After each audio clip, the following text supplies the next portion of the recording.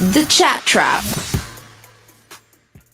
A very good morning to you. This is, of course, the Chat Trap on Relax Radio. How are you doing? Hope you are having yourself a beautiful Wednesday. It is the middle of the week, and I want to remind you that it's only 2 more days to go for the weekend. So, whatever you're going through, whatever you're feeling like, please remember to just hang in there because we are here giving you the best of conversation and making sure that you are as hyped up and inspired and informed as well. This is, of course, Relax Radio, and we want you to tune in. We want your opinions. We're going to be talking about a lot of interesting things, and we want to know what you are thinking. We want to know, how you're feeling. So go right ahead, leave a comment down below. Let me know how your day is going. Do you have any special plans for Wednesday? I, for one, know that I have a lot to give you, a lot of information to give you. So make sure that you keep it tuned right here on Relax Radio. Now, if you're just tuning in, good morning, good morning, good morning out to you. It's such a pleasure to have you on board. Just before we go into the conversation, actually, I want to remind you to be a part of this journey with us. Now, you could do that by joining us on our journey by heading on over to our social media platforms. That is Instagram, Facebook, YouTube, Twitter, and TikTok. We're busting some moves on TikTok as well. So make sure that you go check us out. Make sure that you show us some love so that we can be a part of this journey together. Like I always say, what's most important to me is you. There's absolutely nothing more important to me than you, which is why I want to know exactly what you're thinking. I want to know if you're liking the kind of conversation we're having, and I just want to know what's on your mind. Use this platform to share with every single person out there your thoughts, your opinions. We have a lot of people listening in on different platforms. Actually, we have a few people listening in on our social media. We have people listening in on our app. So if you want to share your opinions with all of these people, you can use this platform and join the conversation live. Now, you can do that two ways. You could either call me on 07852473473, or you could just leave a comment down below. And if you do leave a comment down below, I will read that comment on you and we can have a conversation live, which is super interesting. Now, with that being said, just to start off, I want to give you kind of an update of what is happening around the UK and around the world with regards to the COVID situation. Now, apparently, I don't know if you knew this, but apparently the COVID death rate is 25% higher in Greater Manchester, according to a few reports. So, the Greater Manchester's COVID death rate has been 25% higher than the rest of England during the pandemic, according to new research, which I actually found very interesting. I did not expect it to, be the case, but that's exactly what is happening in England. And if you are living in the UK, I want to know how it's like in your area. Do you live in Greater Manchester? Do you feel like the impact of COVID was far worse to the Greater Manchester as opposed to the rest of UK? I want to know what you're thinking. But before that, I want to say a big hello going out to every single person that's tuning in. We got Sean and Patrick listening in. Patrick is a long name that I can't pronounce, but thank you so much for being a part of the show. We have Malia Kano listening in. I hope I'm pronouncing your name correct. But thank you so much for being a part of the show. It is definitely such a pleasure to have you on board. Now, with that being said, moving on into the conversation, according to this study, it shows that the impact of the virus in the Greater Manchester region, so the life expectancy in Northwest England declined more during 2020 than England overall, which I didn't really realize, but I guess that's the case, which is kind of scary. So if you are living in this area, make sure that you stay as safe as possible. Actually, if you're living around the world, just make sure that you doesn't matter where you're from, okay? I know that a lot of us are going back to our normal lives, but I think it's so important that we do whatever it takes to be as safe as possible, not just for our benefit, but for the benefit of everybody out there as well. So wear your mask, keep your hands sanitized, keep up your personal hygiene, because these are little things that we can do to stay as safe as possible. Now, I also wanted to get into a little bit of a, I would say, controversial conversation, and that's with regards to the vaccine. Okay, now I know that a lot of you, we kind of touched this topic a few days back, and I know for a fact that a lot of you have so many different opinions regarding the vaccine. Now, I for one, I have family living in Asia, I have family living in less developed countries, and I informed you that literally in countries in Asia, in South Asia to be specific, people would literally do absolutely anything to be able to get a vaccine. They would literally sell whatever they got. They would give an arm to be able to receive the COVID vaccine shot. Now, I compare that to, the more developed countries, even in the UK, where people don't essentially want the vaccine, where I myself know quite a lot of people that claim that they have done quite a lot of research, and they claim that the vaccine essentially is not a good thing. Now, what I want to do, first of all, I personally have my opinion, but I completely understand that you can have your own thoughts and your own opinions. But what I want you to do is to share it with me. Are you a person that declined the vaccine because you think it's not efficient, or are you somebody that supports the vaccine and got the shot yourself? I want to know what you think. Let's share it with everybody that's listening in, because that, I feel like, is a social responsibility. But I want to share with you a story that I found extremely interesting. Okay, now this story is with regards to this individual in the UK that declined the vaccine shot and is now regretting it. Okay, now again, this is again an article that I read from a credible source. It's not my opinion. I'm just sharing with you the different perspectives that are out there. So I just want to give you an idea of what other people think. And apparently, this vaccine refuser regrets turning down the jab after catching the virus. Now, a this individual lives in the UK, and his name is Fadil, if I'm not mistaken, and he is 60 years old, and he was taken to Bradford Royal Infirmary earlier this month because he was struggling to breathe as a result of COVID-19. Right now, the thing about it is that this father of two, now he released a statement, and I actually did watch it, and he says that his biggest regret in his life, and I quote, the biggest mistake of his life is actually declining the vaccine invite in February. Now he says, now he recently is struggling so much, he's struggling to breathe, and he says that, I'm quoting him yet again. He says it's the biggest mistake of his life that he refused or declined his vaccine invitation back in February, when a majority of the UK population was actually given the vaccine. Now, he goes on to thank the NHS staff for saving his life and urged other people to get vaccinated. He says that he completely understands being in that position. He understands being in that position of, not wanting the vaccine. And he says it was the biggest regret in his life and the biggest mistake in his life. And I'm quoting this man who is 60 years old. His name is Abdurrahman Fadil, and he lives in the UK, and he was taken to Bradford Royal Infirmary this month because he was struggling so much with the COVID vaccine. With the COVID the virus, and he said he could barely breathe, and if he had taken the vaccine, a lot of these symptoms would have been minimized. It's not about whether you get the virus or not post vaccine. It's about managing the symptoms, right? At least this is what I've heard from multiple sources. But I know that a lot of you out there have done your own research, and you say, or you claim, that getting the vaccine is actually inherently negative, or it has a lot more cons than it does pros. Okay, so basically, if you're just tuning in, what we've been talking about is the COVID-19 vaccine.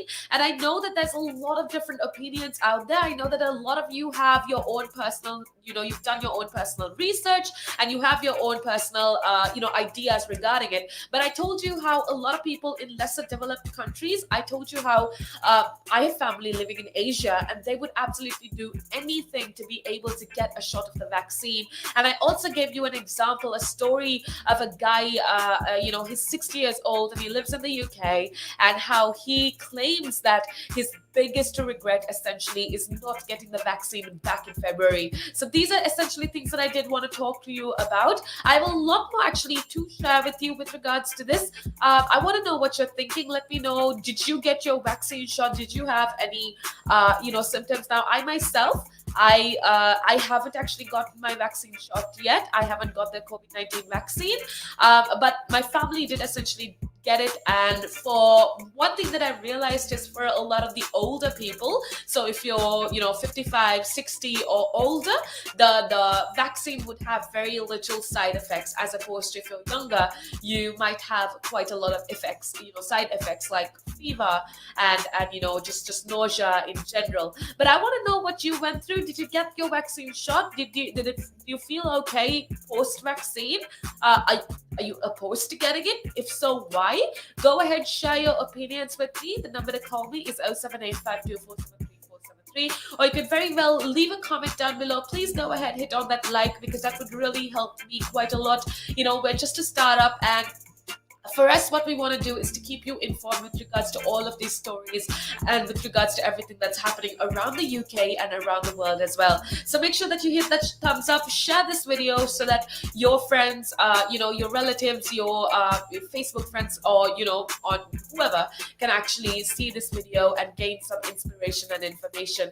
I do have a lot more to talk about. I want to talk about how you can be as productive as possible. It's definitely one thing that I want to touch on. So if you just want some good conversation, if you want somebody to talk to, that is why I'm here. I'm here for you 24/7, 365. So make sure that you contact me, make sure that you connect with me. I would absolutely love to hear from you. Now, with that being said, we're going to head on off to a little break, but make sure that you keep it tuned right here on Relax Radio. One of the easiest ways to increase your net worth is to ensure that you have higher cash flows. And one of the easiest ways to do that is to not buy things on hire purchase, not buy things over months and months because you can't afford them now, but you want it. It's kind of that delayed gratification. Rather than buy that couch, that car, that stereo, that computer, whatever item, and pay it off over 12, 24, 36 months at an interest rate, rather invest that money, make do with what you've got, and then after 12, 24, 36 months, take the money that you've now invested and buy that good.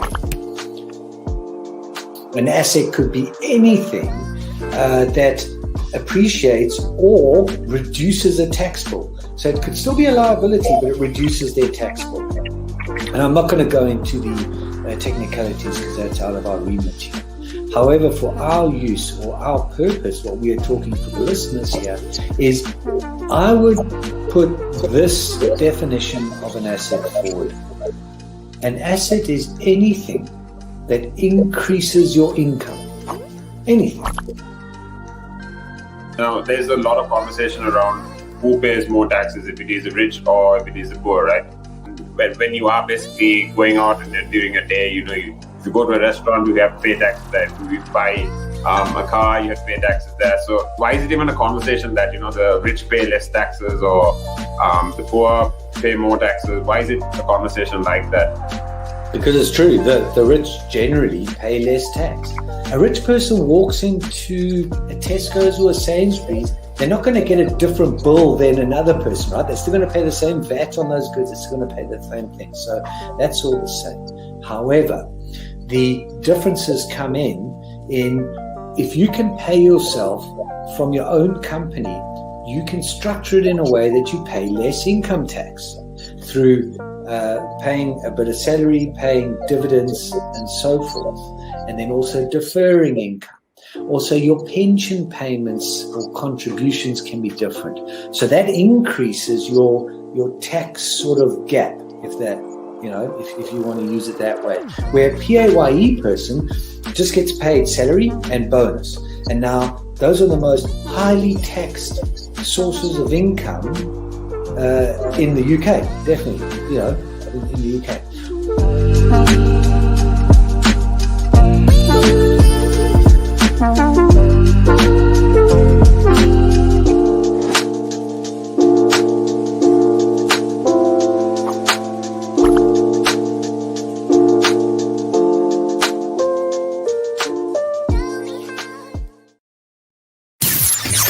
The Chat Trap.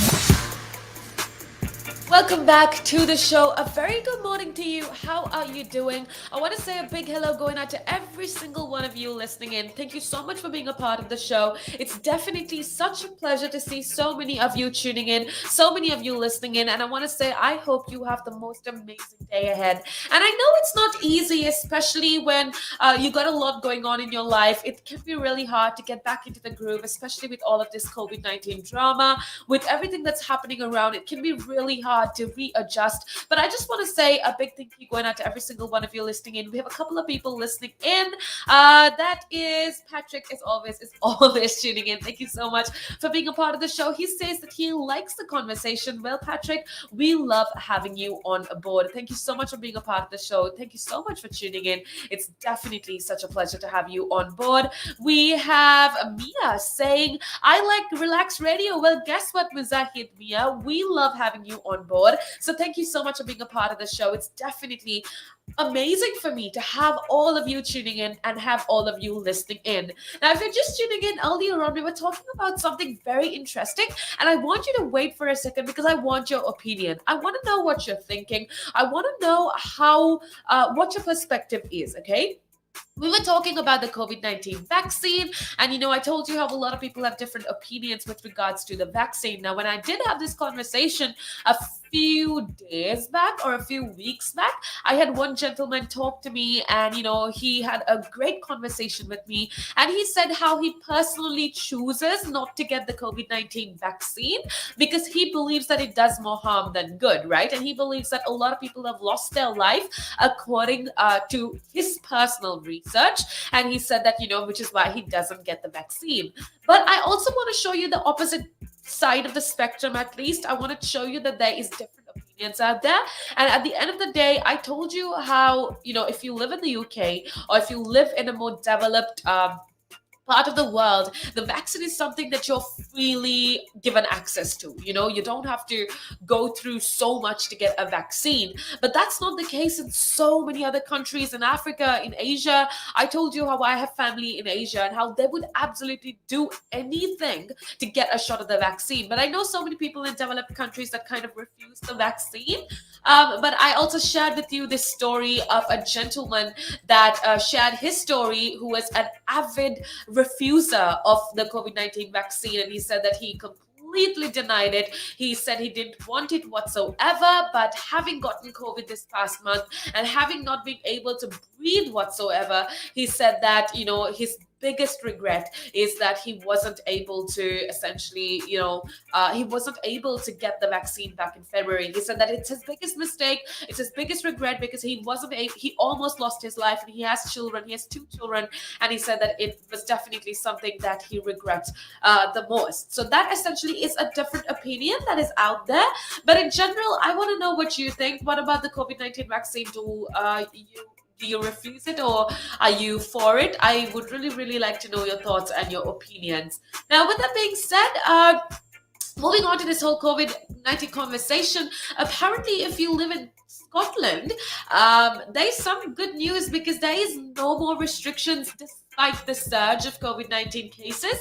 There will be no more restrictions in Scotland. So the Health Secretary, Humza Yusuf, in Scotland has said that there are no further restrictions no further restrictions are planned for Scotland despite an ongoing surge in COVID cases. So Mr. Yusuf told BBC that he did not believe the cases would reach 100,000 per week, which is a prediction modeled by scientists in like a worst case scenario. So about 3,285 people tested positive on Monday, which is a new record high in Scotland.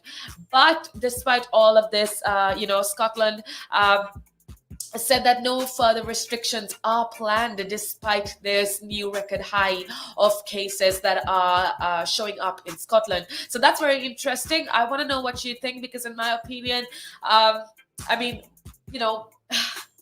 I don't know. I have a very, very strong opinion about it. I believe it sucks, especially in the UK when they delayed the restriction easing or the lockdown easing.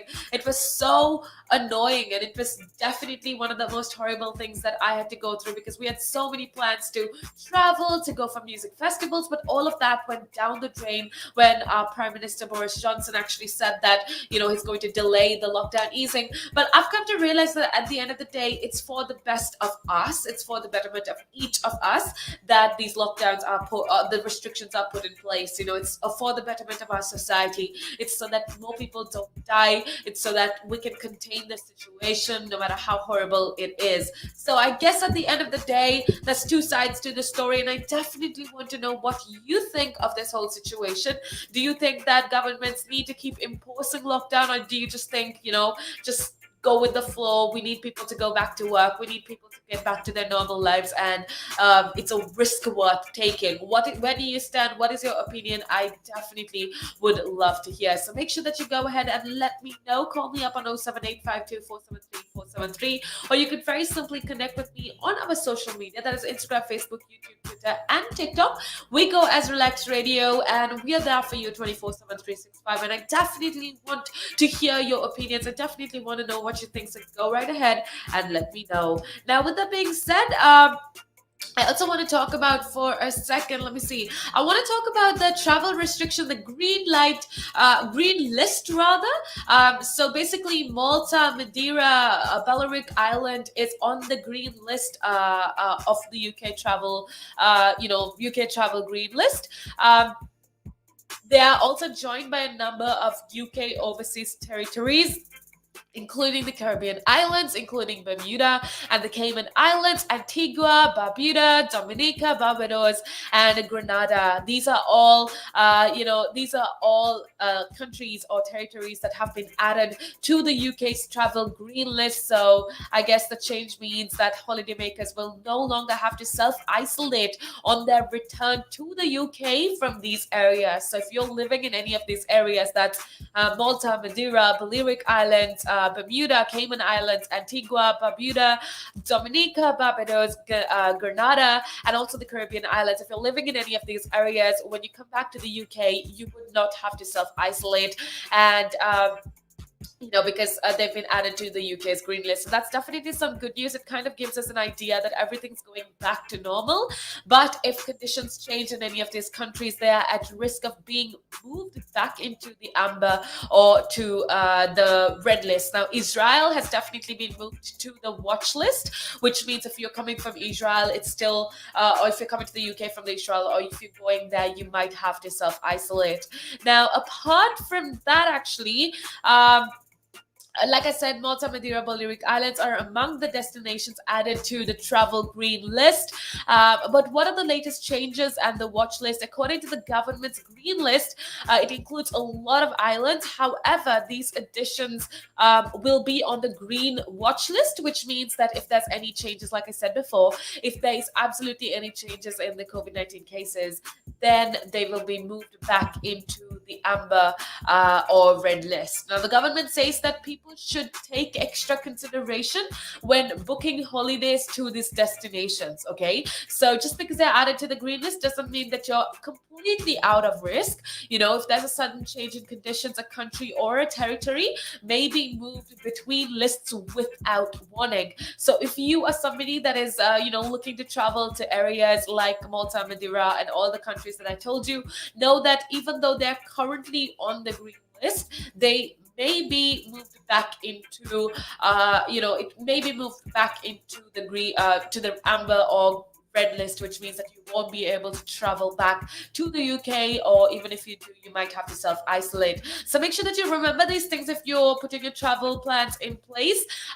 Additionally, 6 nations have been added to the red list. That's the Dominican Republic, Eritrea, Haiti, Mongolia, Tunisia, Uganda. These countries are in Africa. So these countries have been added to the red list for UK. So make sure that make sure that you take a COVID-19 test before if you're returning from a green list country. At least the government reminds you that you should take a COVID-19 test before departure and have proof of a negative result. You need to book a test a day or two after your return, and you need to complete this thing called a passenger locator form. So these are basically the rules for green list countries. Like I said, a lot of countries have been added to the green list, including Malta, Madeira, Balearics, and also some UK overseas territories, including the Bermuda, the Cayman Islands, Antigua, Barbuda, if I'm not mistaken, Dominica, Barbados, and Grenada are a few territories that have been added to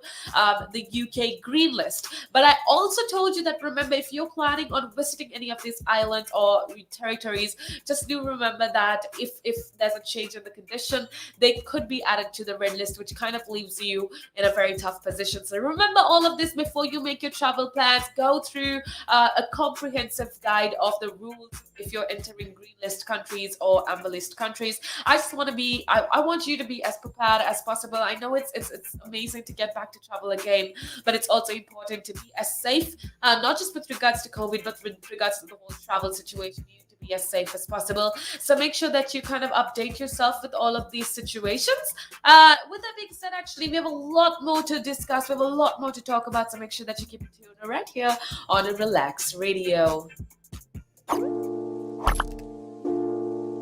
One of the easiest ways to increase your net worth is to ensure that you have higher cash flows. And one of the easiest ways to do that is to not buy things on hire purchase, not buy things over months and months because you can't afford them now, but you want it. It's kind of that delayed gratification. Rather than buy that couch, that car, that stereo, that computer, whatever item, and pay it off over